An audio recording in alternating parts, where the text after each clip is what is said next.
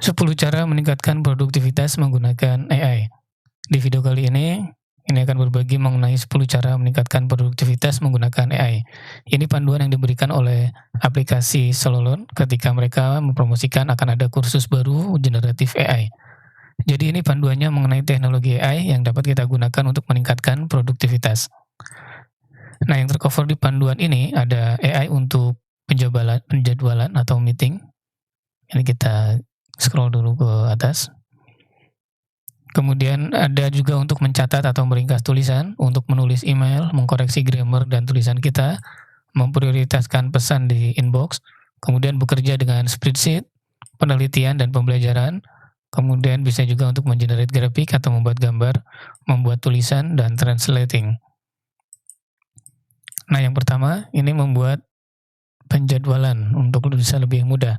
Ada beberapa tools yang bisa kita gunakan, yaitu Clockwise. Ini otomatis mengupdate kalender kita setiap hari tergantung dari preferensi kita. Dan bisa juga mensinkronkan kalender antar tim. Kemudian ini bisa membuat meeting kita selalu di waktu yang ideal untuk semua orang.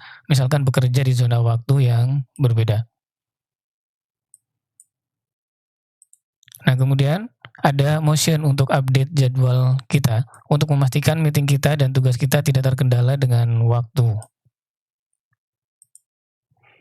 Untuk pengguna smartphone bisa menggunakan Gemini dari Google yang bisa memanage kalender kita secara efektif.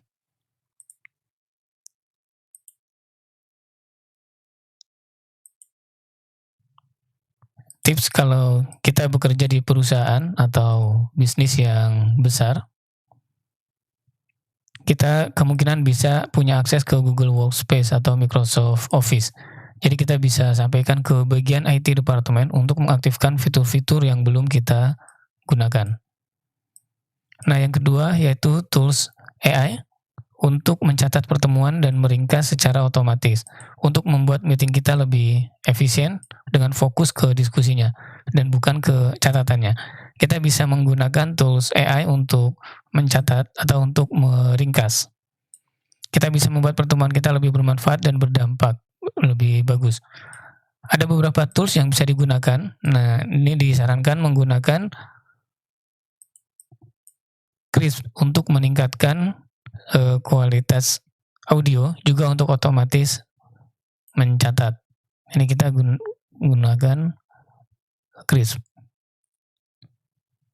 Kemudian untuk otomatis mensinkronkan conversation. Kemudian kalau kita ingin lebih dari sekedar noting atau mencatat, kita bisa juga meringkas dengan kualitas yang bagus, yaitu kita mencoba super normal. Ini aplikasi super normalnya.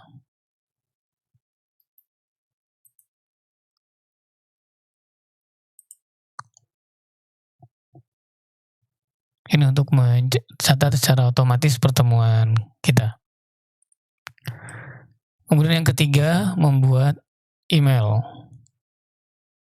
Membuat email lebih mudah menggunakan AI.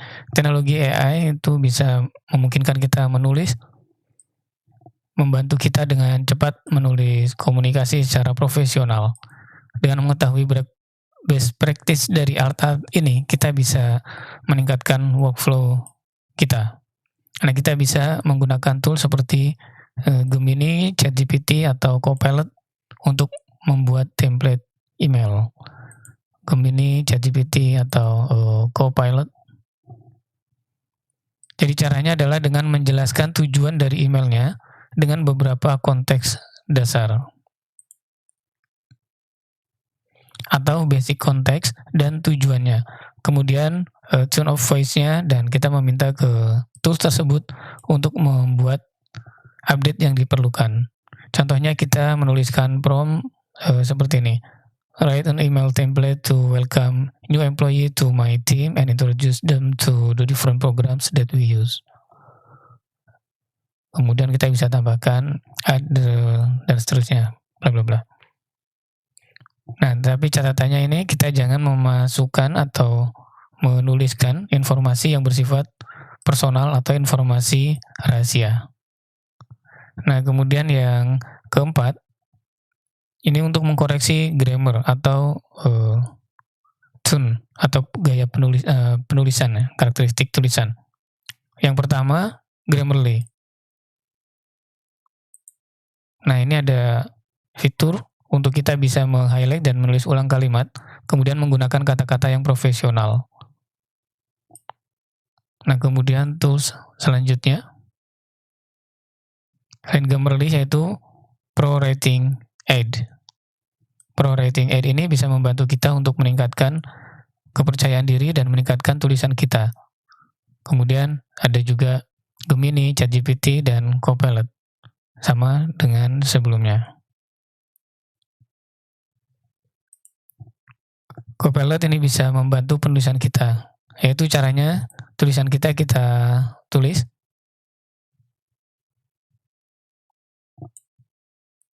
analyze the sentence and fix any grammar errors, then make the tone more professional.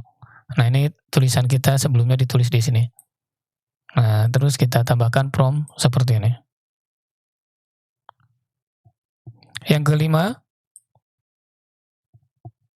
di bagaimana kita memprioritaskan pesan-pesan di inbox kita.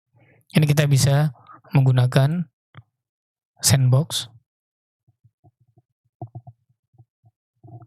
untuk mengelola inbox kita dan memprioritaskan pesan-pesan yang penting. Kalau kita mencari yang lebih lengkap, kita bisa gunakan Mail Butler. Mail Butler ini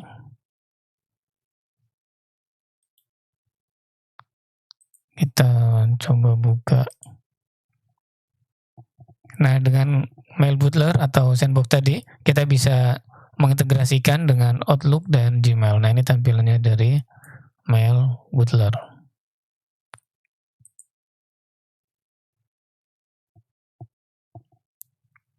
Kita bisa menyederhanakan pekerjaan kita di spreadsheet.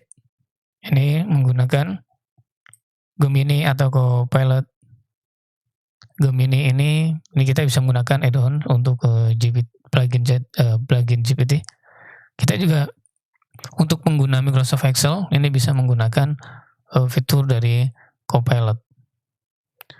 Nah, yang lain kita bisa gunakan AI di spreadsheet, dan Excel ini kita juga bisa gunakan AI untuk memformat sel, mengenerate formula, menganalisis data set yang besar, mengkategorikan data, menulis teks, menjawab pertanyaan, mengekstrak informasi dari sumber materi tertentu, meringkas hasil survei, dan seterusnya. Nah, kemudian yang ketujuh, ini kita juga bisa menggunakan tools AI untuk membantu penelitian dan pembelajaran kita. Kita bisa menggunakan, ini ada konsensus untuk bertanya dan dengan cepat menemukan sumber akademiknya gitu. Kemudian kita juga bisa mengekstrak informasi kunci dengan lebih cepat dari sumber menggunakan GNI. Ini tampilan dari GNI, kemudian ini untuk konsensusnya. Detail-detailnya mungkin di video selanjutnya ya untuk masing-masing aplikasinya. Nah, yang ke-8, mengenerate graphics. Ini kita bisa gunakan Canva Magic Design atau Midjourney. Ini Canva Magic Design untuk mengenerate gambar, kemudian juga Midjourney kita bisa gunakan untuk mengenerate gambar juga. Kemudian membuat copy tulisan, ini kita bisa menggunakan Gemini dan ChatGPT atau Copilot. Kita bisa bertanya prompt untuk konten yang spesifik pada topik tertentu, kemudian nanti kita berulang untuk bertanya kasus-kasus yang lain, topik-topik yang lain yang berhubungan dengan topik yang lebih besar tadi. Kita juga bisa meminta untuk mengenerate headlines atau membuat outline-nya. Ini contoh prompt-nya. Help me brainstorm 3 writing prompts for a blog post about different types of coffee. Include some common questions that people might have. Kemudian untuk translate dan membenarkan bahasa, kita juga bisa gunakan Gemini, ChatGPT, Copilot. Nah, kita juga bisa menggunakan Hagen atau Ras AI untuk lokalisasi video dan subtitle.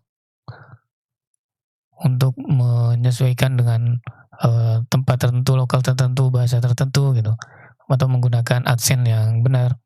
Kita bisa menggunakan voice cloning dan bahkan lip sync. Juga itu tadi, panduan gratis dari tim aplikasi SoloLearn untuk meningkatkan produktivitas menggunakan tools AI gitu. Nah, SoloLearn ini rencananya dia akan meluncurkan kurs mengenai generatif AI.